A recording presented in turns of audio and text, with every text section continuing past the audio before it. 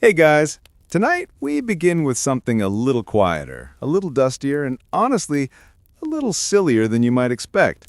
We're going to peek into the lives of medieval monks. You know, those supposedly holy, serious men who were supposed to spend all day chanting, praying, and renouncing worldly pleasures. Except, of course, they didn't. Because monks were also just people. People who got bored, people who doodled in the margins of books, people who occasionally drank too much ale or got into very passive-aggressive arguments about whose turn it was to stir the soup pot. So tonight, dim the lights, get comfortable, and let's float back into the cloisters and monasteries of medieval Europe. We're going to wander through libraries, kitchens, gardens, and even a few taverns and ask the very timeless question: what did monks actually do when they were bored out of their tonsured little minds? Now, you'd think that monks had no time for boredom. After all, monasteries were built around a very strict schedule. The Rule of St. Benedict, which was kind of the IKEA instruction manual for Western monastic life, laid everything out.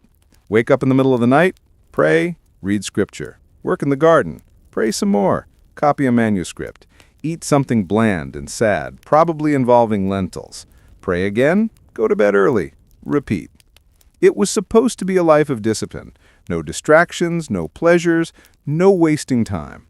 Which means, naturally, that monks found endless ways to sneak in distractions, pleasures, and time wasters. Let's start with one of the most famous outlets: manuscript doodles. If you've ever seen medieval manuscripts up close, you'll know that monks got weirdly creative in the margins. Sure, they copied scripture with precision, but then they'd draw, say, a tiny knight fighting a giant snail, or a rabbit riding a dog, or, my personal favorite, monks doodling other monks asleep during prayers. Yes, really. It turns out that boredom, plus an ink quill, equals some of the strangest medieval cartoons you'll ever see. These weren't officially sanctioned, of course. Nobody wrote in the monastery rules, "Thou shalt draw a snail duel at least once a week." But the human urge to scribble something silly when you're trapped in a silent library for 12 hours a day is apparently universal. And sometimes these doodles even poked fun at authority. There are manuscripts where abbots, the big bosses of monasteries, are drawn as greedy pigs or with comically oversized noses, which honestly is a pretty low-key rebellion. It's the medieval equivalent of doodling your math teacher as a potato in the corner of your notebook. Now, not all boredom busting was so innocent. Some monks turned to, let's just say, recreational drinking. Despite the image of sober, ascetic men sipping water and nibbling on stale bread, monasteries were actually hubs of alcohol production. Beer, in particular, was a monk's best friend. Brewing was considered a respectable monastic task because technically it was food, liquid bread, perfectly holy. So, monks brewed a lot. And if you're brewing a lot, you're also drinking a lot. There are plenty of records of monks overindulging, stumbling out of cloisters, or even getting reprimanded for showing up to prayer a little too merry. Some monasteries became downright famous for their beer, and while the official line was that they sold it for charity, you can imagine the brewing process included a lot of quality testing. And yes, there are even sermons and rules written specifically to scold monks for being too rowdy after a few drinks, which means they were definitely being too rowdy after a few drinks. But let's step away from beer for a moment and into something a bit more wholesome. Games. Did monks play games? Of course they did. Humans have always invented games to pass the time. Monks played dice games, chess, checkers, and early versions of backgammon. Some monasteries banned gambling, which tells you monks were definitely gambling. Others allowed board games, but only for relaxation, which feels like medieval HR trying to make sure nobody was betting the monastery's candle supply on a bad roll of the dice. And then there were sports. Monks played ball games in cloister gardens. Sometimes they got competitive. There are records of fights breaking out over ball games, which is delightfully relatable. Imagine two tonsured men in robes shouting about whether someone cheated in 12th century medieval soccer. And again, the fact that abbots had to ban rough play means monks were absolutely body slamming each other over a ball. Another boredom cure? Pranks. Yes, monks pulled pranks. Sometimes small ones, like hiding another monk's book or swapping the pages of a manuscript to make someone copy the wrong text. Other times, a little more elaborate, like blowing out the candles during night prayers so nobody could see the hymns. The records we have usually come from abbots complaining about it, which makes it all the more hilarious. Imagine being the head of a monastery, trying to keep everything holy and serious, while your monks are basically inventing the medieval version of punked. But let's not paint monks as just naughty schoolboys with shaved heads. They also had quieter, lonelier ways of killing time. Gardening, for instance, was huge. Monks were required to work with their hands, and tending vegetable plots was part of the spiritual discipline. But for some, it clearly became a hobby. There are letters from monks bragging about their cabbage patches or complaining that someone else's onions were growing better. Yes, monks had vegetable envy. They also kept bees, brewed herbal medicines, and tinkered with early recipes.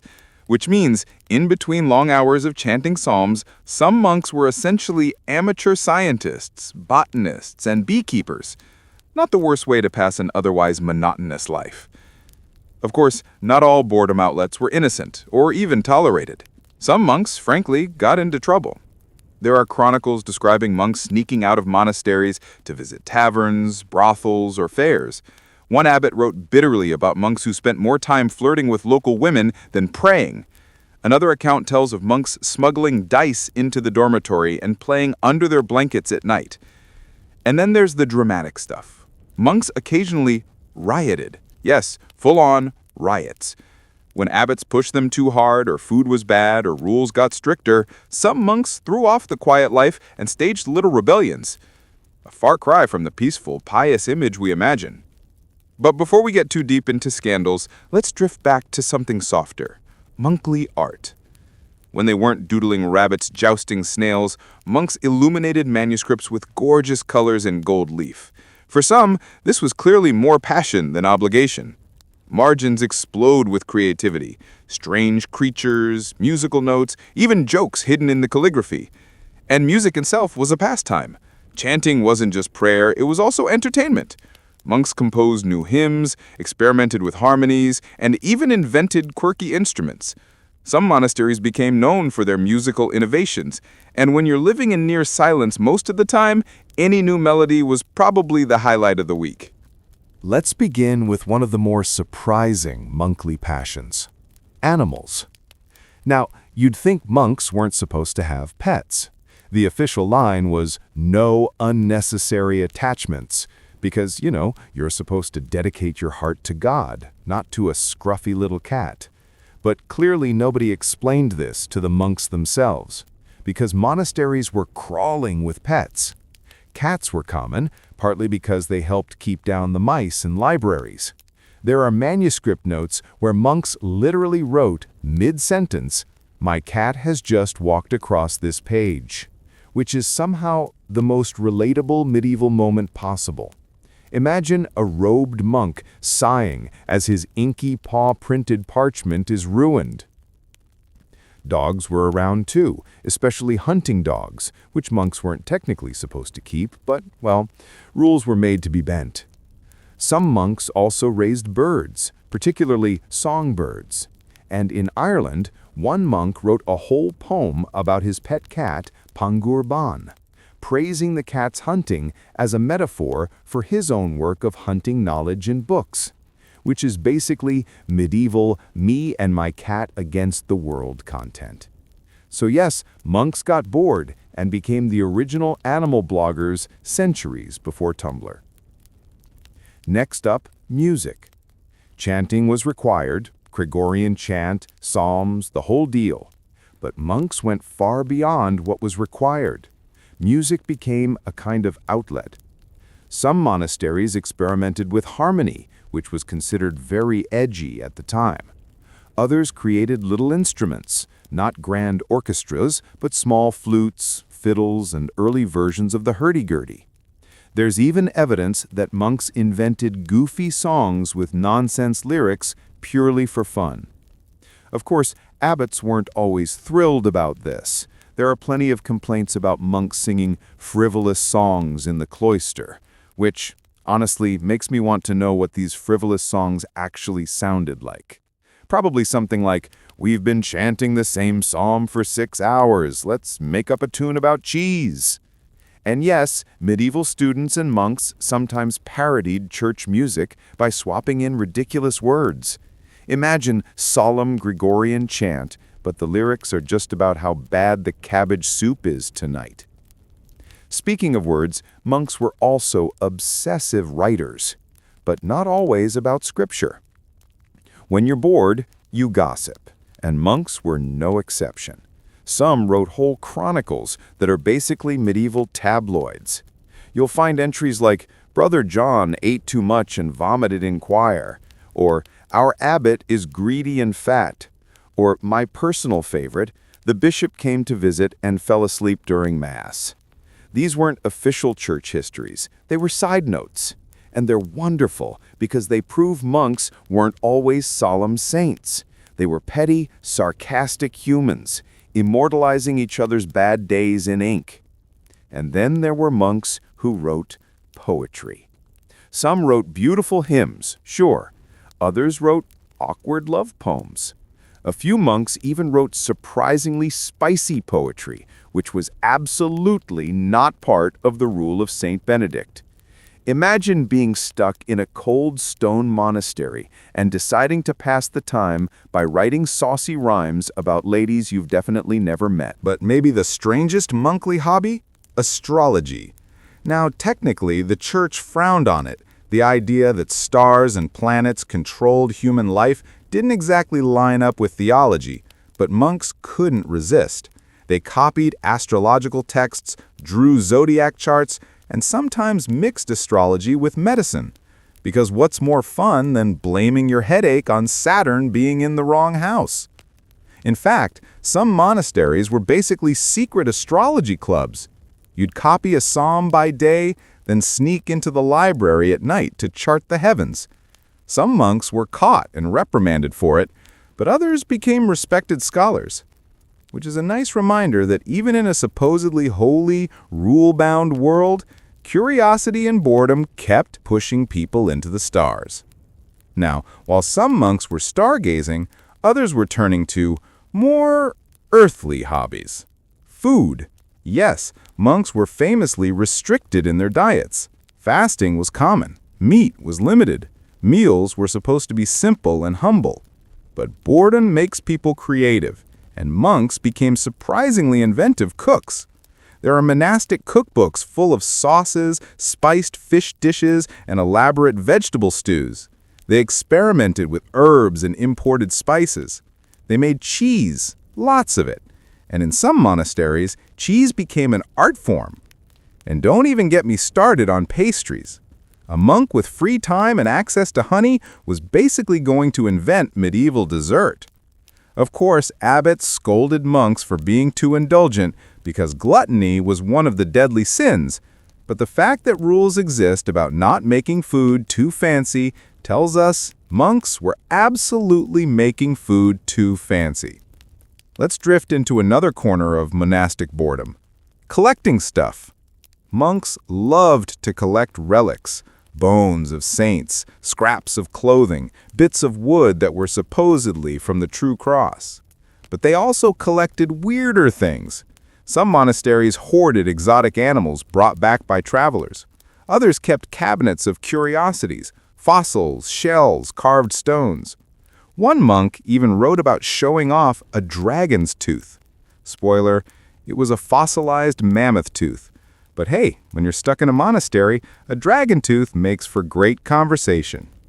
Now, before you get the impression that all monks were harmless hobbyists, let's sprinkle in some less wholesome activities. Some monks became obsessed with gambling. We talked about board games earlier, but it went beyond chess. Dice were huge. Despite endless bans, monks played in secret. And once money or food was at stake, things got heated. There are records of monks pawning monastery goods to cover gambling debts, which is not exactly what Saint Benedict had in mind. Others turned their boredom into mischief. We have accounts of monks sneaking wine from cellars, raiding kitchens at night, or even staging mock battles in cloister yards. Yes, full-grown men in robes whacking each other with sticks just to break up the monotony. And in the darker corner, some monks tried to escape the boredom by sneaking out to nearby towns. A night at the tavern, a flirtation at the market, in extreme cases, full-on abandoning the monastery. There are official decrees scolding runaway monks who couldn't stand the cloistered life anymore. But let's swing back into lighter territory with one last hobby: art for art's sake. When monks weren't doodling silly creatures, some became true artists. They carved wood, painted murals, or made intricate embroidery for church vestments. Some monasteries even had little art schools inside, where brothers trained each other. And while some of this was holy work, it's clear that a lot of it was also just fun, something to fill the long, silent hours. Imagine a rainy afternoon, nothing to do, and you've already chanted your 15th psalm. Why not carve a little dragon into the choir stalls? That's how we ended up with monasteries full of grotesques, those funny little carvings of monkeys, mermaids, and people mooning the congregation. Sacred spaces, yes, but also places where monks left behind their boredom-fueled creativity. So we've seen monks doodling in the margins, singing goofy songs and bragging about their cabbages, which is all very wholesome. But boredom doesn't always end in silly drawings and beekeeping. Sometimes it curdles into drama. And if there's one thing monks were surprisingly good at, it was drama. Let's float gently into that darker, pettier side: the rivalries, the scandals, the meltdowns. First, let's start inside the cloister itself with petty rivalries. You might assume monks, living in silence and prayer, were free of ego. Spoiler, absolutely not. Monasteries had hierarchies: abbots at the top, obedientaries in the middle, novices at the bottom, which meant there was endless room for power struggles. One monk got to be in charge of the library, another got the kitchen, someone else got the cellar keys. And suddenly, you had an entire cloister full of men quietly resenting each other over who got the better job. There are records of monks accusing each other of laziness, of taking too much food at dinner, of hoarding candles. Imagine the medieval version of office politics, but in robes. One monk keeps snitching about another sneaking naps in the garden. Another monk gets bitter because he wasn't chosen to lead prayers that week. Multiply that by a lifetime of living together in the same stone walls, and you get a monastery full of resentful, bored men with way too much time to hold grudges. And grudges sometimes grew into full-blown fights. We actually have chronicles describing brawls inside monasteries, not polite disagreements, real physical fights. A monk insults another during meals, and suddenly they're throwing punches. In one case, monks beat up their own abbot so badly that bishops had to intervene, which is not exactly the holy image of brotherly love the church liked to advertise. There's also a 14th century story of English monks getting into violent clashes with neighboring monasteries, basically medieval turf wars. One group of monks thought the others were encroaching on their land. The solution? March over in a pack, armed with sticks, and have a holy brawl in the fields. So yes, boredom plus land disputes turned monks into part-time street fighters. Now, feuds weren't just physical. They also happened in writing. Monks wrote vicious letters about each other. Whole chronicles sometimes read like one long subtweet. Brother Thomas claims to be holy, but he eats like a pig. Or, the monks of that other abbey are lazy gluttons who neglect their prayers. These passive-aggressive notes sometimes lasted for generations. Imagine holding a monastery grudge for 50 years. That's commitment. And occasionally, abbots themselves got in on the feuding. Rival abbots wrote angry complaints to bishops, accusing each other of everything from financial mismanagement to, essentially, being bad at prayer. Which must have been thrilling medieval drama, bishops receiving scrolls full of monkly trash talk. But let's move into scandals, because yes, monks managed to make headlines in their own time. One common scandal? Money. Monasteries were supposed to be poor in spirit, but in reality, they often became very wealthy, owning land, collecting rents, receiving donations, which meant monks sometimes lived a little too comfortably. There are records of abbots dining on fancy meats, wearing luxurious robes, or even keeping personal stashes of cash. Naturally, this caused resentment inside the cloister. Poorer monks complained that abbots were greedy, and sometimes they revolted. A few abbots were literally kicked out by their own monks for living too lavishly. Imagine staging a coup over the abbot's suspiciously fancy wine collection. And another scandal? Relationships. Now, monks had taken vows of chastity, but vows are only as strong as your boredom level. And medieval chronicles are full of accusations of monks sneaking off with local women, in some cases with local men.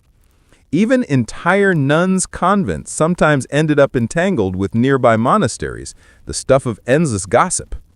One bishop complained that a monastery near Paris was more like a brothel than a holy house, which is about as bad a review as you can get.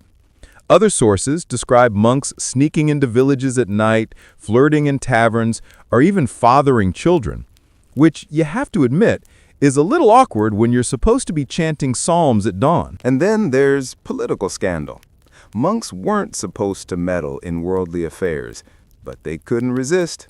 Some monasteries got heavily involved in local politics, backing kings or lords, which meant monasteries became targets.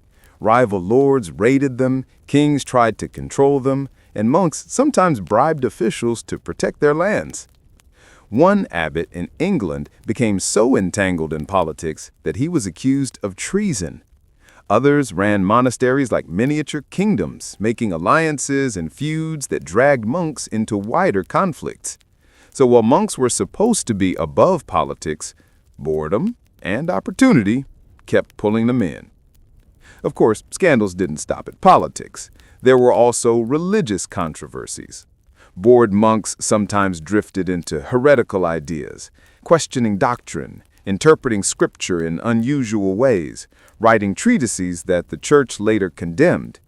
These weren't common, but they happened, and when they did, it caused huge scandals. Imagine a bishop discovering that a monastery library was secretly full of forbidden texts. Suddenly, the quiet cloister becomes a theological crime scene. Monks had to defend themselves, deny accusations, or in some cases, recant under pressure. And then there's one of my favorite forms of scandal: petty public humiliation. Some monks were punished by being forced to eat on the floor instead of at the table. Others had to wear ridiculous shame garments like oversized cowls to mark their guilt. One chronicler even describes a monk being locked out of the monastery for a night as punishment, which must have been awkward, just sitting outside on a stone bench listening to the chanting inside. And because medieval people loved public shaming, these punishments were meant to be humiliating, which probably gave the other monks a break from their own boredom. Nothing livens up the cloister like watching Brother Robert eat cabbage stew on the floor. Now, let's glide for a moment into the emotional toll of all this. Because yes, monks sometimes snapped. The strict schedule, the silence, the constant rules, it wasn't for everyone. Some monks had breakdowns. They confessed to feeling trapped, restless, even desperate to escape. The term acedia was coined for this, a kind of spiritual boredom, often described as the noonday demon. Acedia wasn't just being bored, it was a deep, listless despair. Monks described feeling unable to pray, unable to work, unable to care about anything.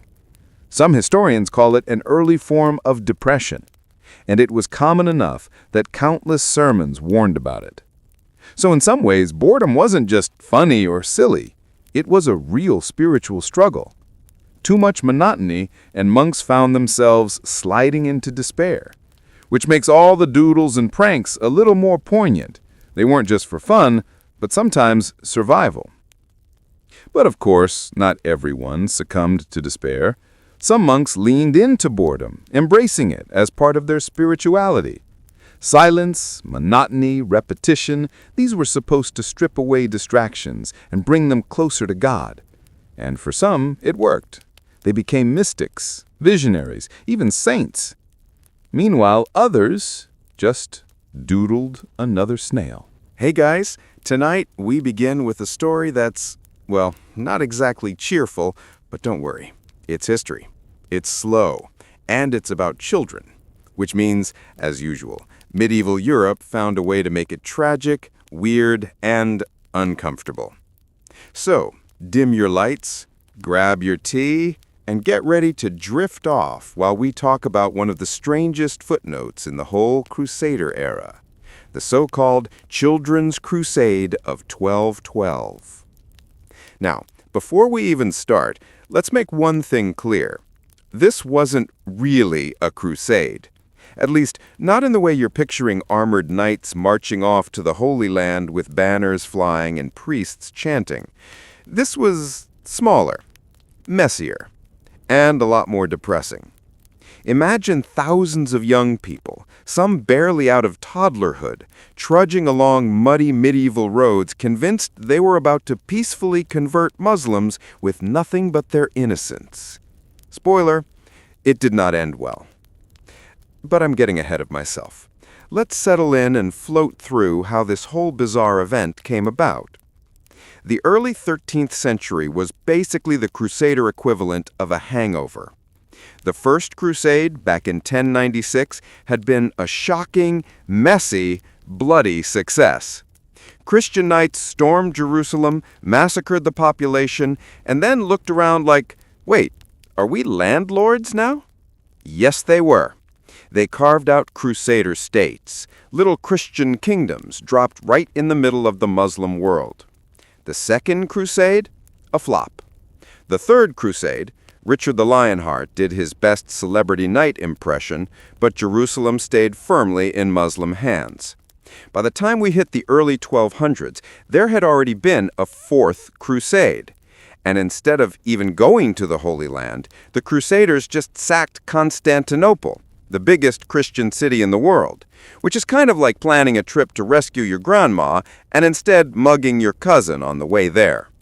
So by 1212, the Crusader brand was, let's just say it had some credibility issues. Enter the Children's Crusade.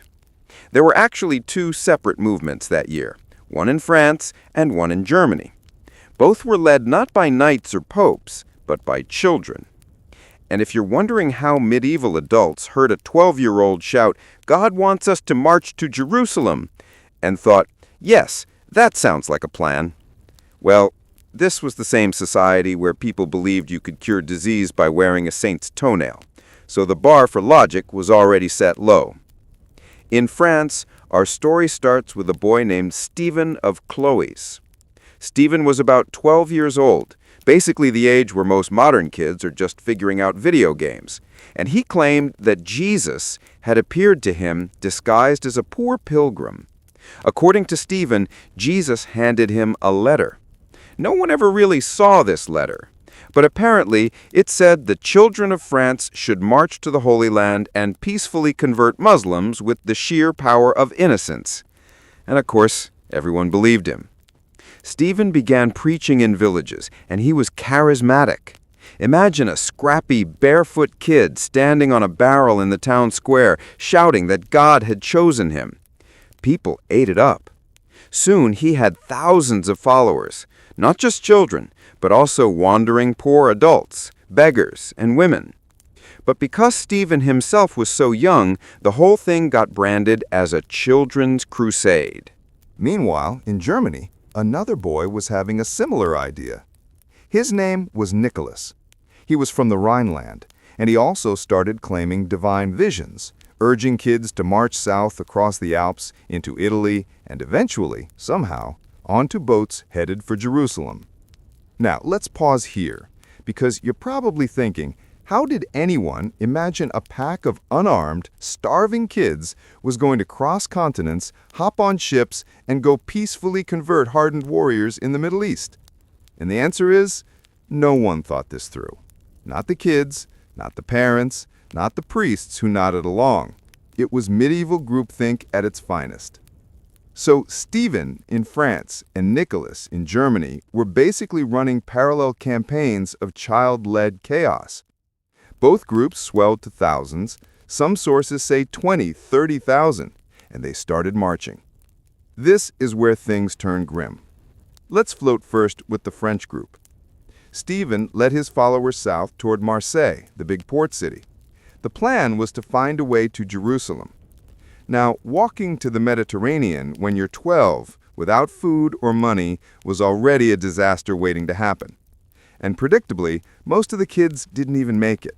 Many turned back, others starved. Some likely just wandered off and never returned. But somehow, a big group of Stephen's followers actually reached Marseille. And here, they encountered the kind of people who always appear when desperate, naive children show up in history. Con men. Two local merchants, conveniently named Hugh the Iron and William the Pig, offered to help. Yes, those were their real nicknames. And yes, they sound like minor villains in a knockoff fantasy novel. Hugh and William offered the children free passage across the Mediterranean. 7 ships were loaded with thousands of kids. The merchants smiled, waved, and off the ships went. Do you want to guess what happened next? Of course, they were sold into slavery. Most of the children ended up in North Africa, in markets at places like Algiers or Tunis. A handful supposedly made it all the way to Egypt, where they were either sold or absorbed into households. Later chroniclers even claim some wound up in brothels. And as for Stephen, his movement fizzled and he disappeared back into obscurity. Meanwhile, Nicholas and his German band were having their own disaster. They marched south across the Alps, not exactly kid-friendly terrain. Thousands died from cold and hunger. Think about it. No supplies, no training, just barefoot teenagers stumbling up icy passes. It was less like a religious movement and more like a Darwinian elimination round. A smaller remnant actually reached Italy. They tried to convince the Pope to endorse their mission. Pope Innocent III, yes, that was really his name, Innocent, because medieval popes loved dramatic stage names, listened politely. And then he told them to go home, which for most of them was the first bit of common sense advice they'd heard all year. Some did return home, but many never made it back. A lot of the children simply disappeared. Others ended up begging in Italian cities. Some may have been trafficked. Chroniclers later hinted that the survivors scattered into monasteries, or just melted into the general pool of Europe's forgotten poor. Now, here's the big historical debate. Did the Children's Crusade really involve tens of thousands of literal children? Or was this just a peasant movement of poor wanderers that got labeled children because of their poverty and innocence? Medieval chroniclers loved exaggeration, and calling it a children's crusade gave the whole thing a tragic, saintly vibe. The truth is probably a mix. Some actual children, plus lots of poor adults swept along. Either way, the image stuck. Thousands of kids, convinced they were about to liberate Jerusalem with nothing but songs and prayers, ending up dead in the Alps, were sold in North African slave markets. And it's one of those stories where, centuries later, historians still shake their heads and mutter, "Medieval Europe, what were you doing?" All right. So, we've wandered with Stephen's barefoot French kids down to Marseille and watched them sail off into slavery. We've trailed Nicholas's German crew through the Alps until they collapsed in snowdrifts or ended up begging outside Roman cathedrals. And we left them there, which feels a bit cruel. So let's ease back in and talk about what happened after the Children's Crusade fizzled out. Because here's the thing. Medieval Europe was not about to let a story this strange just sit quietly in the historical dustbin. Nope. Chroniclers picked it up, twisted it, polished it, and turned it into a sort of tragic bedtime parable of their own. In some versions, the children were martyrs. In others, they were just foolish peasants. And in a few accounts, the entire disaster was treated as a kind of divine joke, God's way of proving a point about human gullibility. First, let's talk about Stephen of Cloister again. Remember him, the 12-year-old in France with his supposed letter from Jesus? After the whole Marseille slavery situation, Stephen basically vanished from the record. But chroniclers couldn't resist filling in the blanks. Some claimed he was later arrested by the King of France, Philip II, for causing chaos. Others suggested he just melted back into peasant obscurity, probably regretting every step of his Mediterranean march. But later writers gave him a bit of a glow-up. They started portraying Stephen as a kind of holy innocent, a boy prophet who had been betrayed by greedy adults. The whole sold into slavery angle became a neat little allegory about sin, corruption, and how the purity of children is always ruined by the evil world. Basically, Stephen went from naive troublemaker to tiny Christ figure in some retellings, because if there's one thing medieval Europe loved, it was turning kids into miniature saints. And then there was Nicholas of the Rhineland. His movement was even messier, trudging across the Alps with more frostbite than divine revelation. But Nicholas, too, got rebranded. Later chroniclers imagined him as a holy boy, tragically leading his followers to their deaths in a doomed act of faith. Others, more cynical, painted him as a delusional child cult leader, which honestly might not be too far off. What we do know is that Nicholas's father didn't exactly get a happy ending. According to some accounts, the angry parents of dead children blamed him for letting his son run wild. He was supposedly hanged for encouraging the whole escapade, which feels dark but also very medieval. If in doubt, just execute someone's dad. Problem solved. So why did people keep retelling this story? Why did the idea of thousands of children marching off to Jerusalem stick so stubbornly in the medieval imagination? Part of it is because it played into a favorite medieval theme, the purity of children. In a society obsessed with sin, confession, and penance, children were often viewed as little vessels of innocence. What better symbol for a holy cause than barefoot, hungry kids wandering across Europe singing hymns? Even if the actual event was a disorganized mess of beggars and strays, the image of children doing it was too powerful to ignore. It also gave chroniclers a handy moral lesson. Look, they could say, even children were willing to march for God, while you, lazy adult, just sit at home eating bread and complaining about taxes. It was guilt-tripping disguised as history. Now, not everyone was buying the story at face value. Some medieval writers were more skeptical. They argued that it wasn't really a children's crusade at all. The word used in Latin, pueri, didn't always mean literal children. Sometimes it just meant the poor or the lowly. So it's entirely possible that most of these so-called children were actually just peasants and wandering beggars lumped together under a convenient label. Still, the myth of innocent kids setting off on a doomed holy mission was just too dramatic, too heartbreaking, and too useful to let go. So the story kept getting retold. And then, of course, there's the legends, because history is never content to just leave things as they are. Later centuries embroidered the tale with all kinds of strange details. Some versions claimed that 2 of the ships carrying Stephen's followers sank in storms, drowning hundreds of kids, while the other 5 ships carried the survivors straight into slavery. Others suggested that a handful of children actually did make it to the Holy Land, where they were absorbed into local societies, like tiny cultural stowaways. There's even a bizarre legend that Pope Innocent III, the same guy who told Nicholas's kids to go home, later declared that their simple faith had actually shamed the adult crusaders. It was like the kids had succeeded spiritually, even if they'd failed in every practical way. Which is a very convenient way of making a disaster sound profound. And speaking of convenient, let's circle back to those 2 shady merchants in Marseille, Hugh the Iron and William the Pig.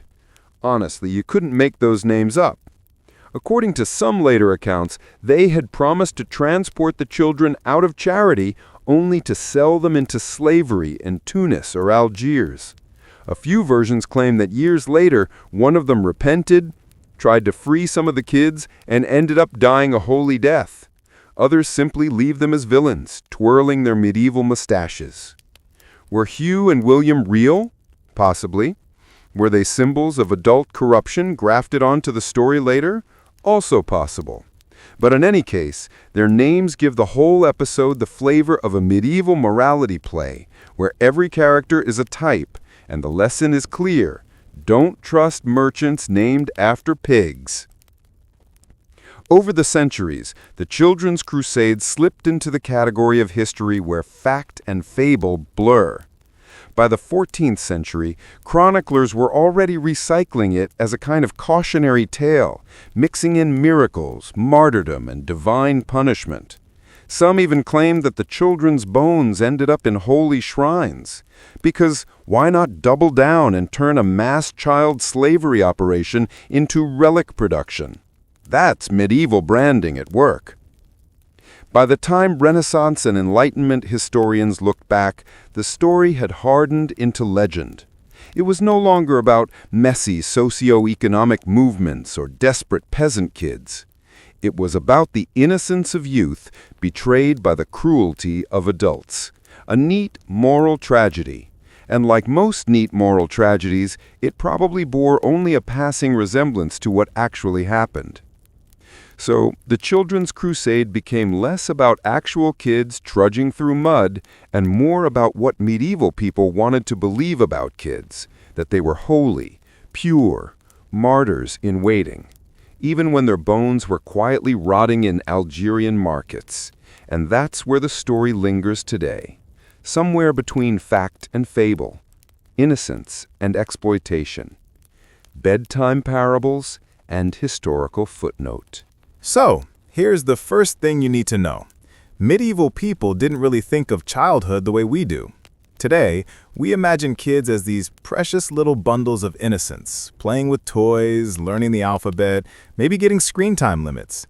But in the Middle Ages, childhood was short, brutally short, and not in the poetic sense. If you survived infancy, which was already a gamble since about a third of kids didn't, you were basically shoved into the adult world as soon as you could stand upright and carry a bucket. Childhood wasn't a protected stage of life. It was more like a training level in a video game. You practiced adult skills while being half-sized, and if you died in the process, well, someone else would have another kid. So when medieval people heard about kids marching across Europe for God, they didn't necessarily think, "That's insane, they're too young." They thought, well, they're old enough to herd sheep and marry at 14, so sure, why not Jerusalem? But let's break down the roles kids played. First up, child saints. Medieval Europe had an obsession with holy children. Nothing sold piety quite like a tiny martyr. If a kid died tragically, people were quick to slap a halo on their story. Take St. William of Norwich, supposedly martyred at age 12. Or Little Hugh of Lincoln, who died at 9. Both became cult figures, attracting pilgrimages and shrines. Were these stories true? Almost certainly not. They were usually fueled by rumor, anti-Jewish conspiracy theories, or a desperate town's desire for a tourist attraction. But the point is, kids were often imagined as closer to God precisely because they hadn't lived long enough to sin properly, which made them ideal propaganda tools. So when medieval people heard about kids marching across Europe for God, they didn't necessarily think, "That's insane, they're too young." They thought, well, they're old enough to herd sheep and marry at 14, so sure, why not Jerusalem? But let's break down the roles kids played. First up, child saints. Medieval Europe had an obsession with holy children. Nothing sold piety quite like a tiny martyr. If a kid died tragically, people were quick to slap a halo on their story. Take St. William of Norwich, supposedly martyred at age 12, or Little Hugh of Lincoln, who died at 9. Both became cult figures, attracting pilgrimages and shrines. Were these stories true? Almost certainly not. They were usually fueled by rumor, anti-Jewish conspiracy theories, or a desperate town's desire for a tourist attraction. But the point is, kids were often imagined as closer to God precisely because they hadn't lived long enough to sin properly, which made them ideal propaganda tools. So when Stephen or Nicholas stood up and preached that children should march to Jerusalem, people didn't laugh. They thought, of course, God works through the innocent. It checks out. Then there were child rulers, because nothing says stability like putting a crown on a toddler. Medieval dynasties had no qualms about declaring babies as kings. Take Henry VI of England. He became king in 1422 at just 9 months old. Picture a royal council swaddling him while also drafting war plans. And yes, it went about as well as you'd expect. Henry grew up fragile, mentally unstable, and about as decisive as a damp sponge, which is probably what happens when your childhood consists of nobles fighting wars in your name while you're still teething. Or consider Baldwin V of Jerusalem, crowned king at age 8. He ruled for about 2 years before dying because medieval childhood didn't usually come with long-term warranties. His reign was basically adults squabbling over power while Baldwin just tried not to choke on bread. So again, when entire armies of children marched off calling themselves crusaders, it wasn't that far removed from other situations where kids were used to front adult agendas.